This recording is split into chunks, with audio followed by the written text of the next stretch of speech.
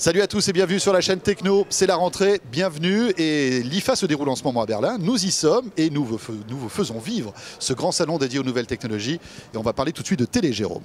Avec la télévision super haute définition, on appelle ça le 4K, les constructeurs s'y mettent et ils y croient dur comme fer.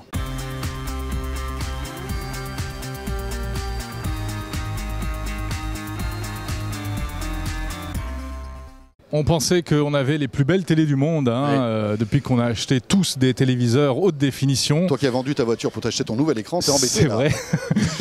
Très mauvaise nouvelle, on va pouvoir bientôt mettre tout ça à la poubelle. Et oui, puisque votre bel écran Full HD que vous avez payé une fortune ne vaut presque plus rien. Enfin, on exagère quand même, hein. On grossit le trait. Ouais. Puisque lors de cette IFA, on a pu déjà voir les télévisions de future génération. C'est de l'ultra haute définition. Alors, qu'est-ce que c'est que l'ultra haute définition, Jérôme ? C'est tout simple, on met encore plus de pixels dans la télé. Explication. En fait, on a multiplié la résolution Full HD qu'on connaît bien, qu'on appelle haute définition, on a multiplié par 4. C'est-à-dire qu'il y a 2 fois plus de points sur les lignes et 2 fois plus de points sur les colonnes. Donc ça donne une image beaucoup plus fine et qui est beaucoup plus réaliste et qui même, c'est assez surprenant quand on regarde les prototypes que nous montrons sur le stand et qui donne même des aspects de 3D. Pourquoi ? Parce que l'image étant tellement précise, mieux découpée, on a vraiment l'impression d'avoir certains reliefs et d'avoir de la vraie 3D. Et sans lunettes, en plus. En plus de la vraie 3D sans lunettes. On sait que les lunettes, c'est un débat qui est loin d'être enterré, mais c'est quelque chose qui n'est pas forcément convivial, pratique, et puis qui rajoute au prix. Là, aujourd'hui, on commence à avoir, avec de la quad Full HD, on commence à avoir vraiment des impressions de 3D, et en plus reposantes, sans accessoires, donc c'est intéressant. Est-ce que la télé 4K, donc le quad HD chez vous, c'est la nouvelle ère de la télévision? Est-ce que c'est la télévision du futur qui deviendra standard dans quelques années, comme l'est aujourd'hui la télé HD? Cette technologie pour nous, c'est une option forte. Et nous serons à même de livrer sur le marché mondial et donc européen et donc français une série de produits 4K 2K sur le premier semestre 2013.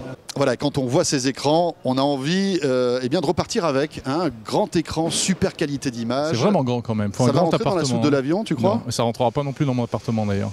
Bon, alors Jérôme, ces écrans ultra haute définition, malgré tout, c'est pas pour tout de suite à la maison. Hein. Non, parce qu'en fait, il y a un problème. Pour profiter au mieux d'une telle image, il faut d'abord filmer en 4K. Alors ça existe, il y a des caméras 4K. Spéciales, ouais. Ça existe déjà. Mais ensuite, il n'y a aucun support qui permet de stocker un film tourné en 4K. Vous ne pouvez pas mettre ça, même sur un Blu-ray, ça ne rentre pas. Alors comment on fait ? Eh bien, si on prend un film 4K, on le compresse, on le fait rentrer sur un Blu-ray, ou même on prend un Blu-ray traditionnel, et ensuite les constructeurs ont trouvé un truc. Voilà, c'est l'upscaling, c'est-à-dire qu'on va rajouter des pixels à une image qui est un peu moins bonne pour essayer de lui donner une deuxième jeunesse. Qu'est-ce que l'upscaling ? Explication tout de suite. Alors l'upscaling, c'est un processeur graphique qui va partir du Full HD qui est compressé sur le Blu-ray, sur le disque Blu-ray, pour l'extrapoler, pour pouvoir adresser l'ensemble des 8 millions de pixels. Mais parce qu'en fait, un film 4K, on ne peut pas le stocker sur un Blu-ray traditionnel. Exactement. À l'heure actuelle, la norme Blu-ray est une norme pour le Full HD. Donc on peut imaginer qu'en effet, de la même façon qu'on est en train de réfléchir à l'évolution de ces écrans très grande taille avec cette nouvelle résolution, que cette évolution progressivement soit accompagnée par des lecteurs Blu-ray de peut-être nouvelle génération qui eux permettront de en effet sourcer directement et de lire directement du 4K natif. Néanmoins, je vous invite à regarder les résultats avec cet upscaling. C'est très efficace. Donc l'upscaling, c'est un procédé un petit peu artificiel. Vous dites que ça compense, mais est-ce que malgré tout, il ne manque pas un chaînon entre la prise de vue? Alors on tourne des films en 4K, on a les écrans pour les regarder en 4K, mais on n'a pas les appareils au milieu pour les stocker. On n'a pas l'appareil idéal encore, c'est vrai. Néanmoins, ils sont très performants.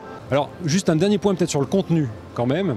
Il y a le contenu d'image, en effet de vidéo, pardon, et il y a également les contenus personnels où on pourra facilement afficher ces photos, puisqu'un appareil photo avec un capteur de 8 millions de pixels, c'est quelque chose d'assez commun désormais.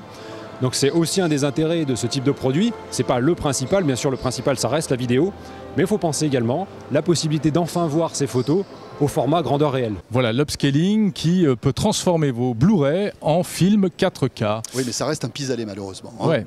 C'est-à-dire on peut aussi mettre un film 4K sur un disque dur. Hein. Ouais. D'ailleurs, ça existe, c'est vendu sur Internet. Certains films sont vendus sur disque dur. Bon, ça coûte un petit peu plus cher. Ça coûte 200 € le film. Mais bon, quand on voit le prix de l'écran, de toute façon, il n'y a pas de problème. Voilà, la chaîne Techno, une vidéo d'actualité high-tech tous les jours. On se retrouve demain depuis l'IFA, hein, Jérôme. À demain. Salut à tous. «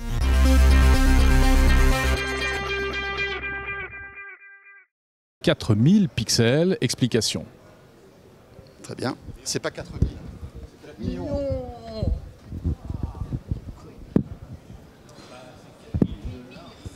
mais il a dit 4000 pixels, c'est pas possible. C'est 4000 par 4000. Ouais. Oui.